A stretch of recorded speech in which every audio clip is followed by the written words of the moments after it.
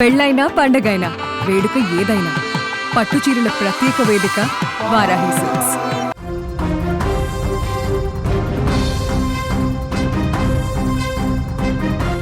జమ్మూ కాశ్మీర్లోని పహల్గామ్ అందాలను ఆస్వాదించేందుకు వెళ్లిన పర్యాటకులపై జరిగిన ఆ ఘోర దాడిని యావత్ దేశం ఇంకా మర్చిపోలేకపోతోంది. పహల్గామ్ దాడి జరిగి నేటికి ఏడాది పూర్తి అయింది.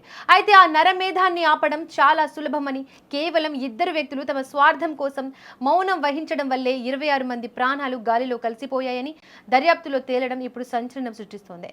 గతేడాది ఏప్రిల్ 22న పహల్గామ్లోని బైసరన్ లోయలో ఉగ్రవాదులు జరిపిన కాల్పుల్లో 26 మంది పర్యాటకులు చనిపోయిన విషయం అందరికీ తెలిసిందే. ఈ కేసులో అరెస్ట్ అయిన పర్వేజ్ అహ్మద్, బషీర్ అహ్మద్ అనే ఇద్దరు స్థానికుల పాత్రపై జాతీయ దర్యాప్తు సంస్థ ఎన్ఐఏ సంచలన విషయాలను బయటపెట్టింది.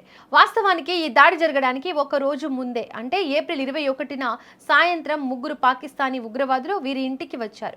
వారికి ఆశ్రయం కల్పించడమే కాకుండా భోజనం పెట్టి రాత్రంతా తమ ఇంట్లోనే ఉంచుకున్నారు.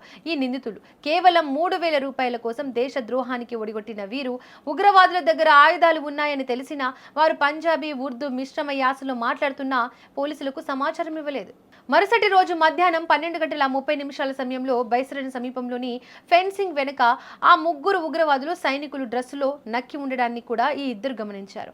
ఆ సమయంలో పక్కనే ఉన్న టూరిస్ట్ ఆపరేటర్లకు గానీ పోలీసులకు గానీ ఒక్క ఫోన్ కాల్ చేసి ఉంటే ఈ ఘోరం జరిగి ఉండేది కాదు. కానీ వారు మౌనంగా ఉండిపోయారు. పైగా తమ గుర్రాలపై పర్యాటకులను తీసుకుని యథావిధిగా తిరిగారు.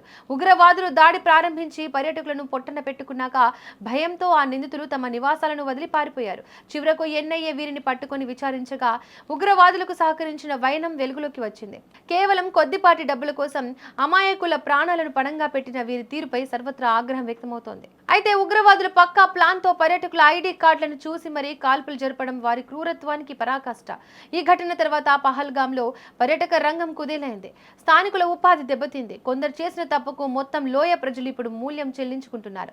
దేశ భద్రత విషయంలో అక్కడి స్థానికుల చిన్నపాటి నిర్లక్ష్యం లేదా స్వార్థం ఎంతటి అనార్థాలకు దారితీస్తుందో చెప్పడానికి ఈ ఘటనే నిదర్శనం. ప్రస్తుతం ఆ నిందితులు కటకటాల వెనుక ఉన్నప్పటికీ పోయిన ప్రాణాలు తిరిగి రావు కదా.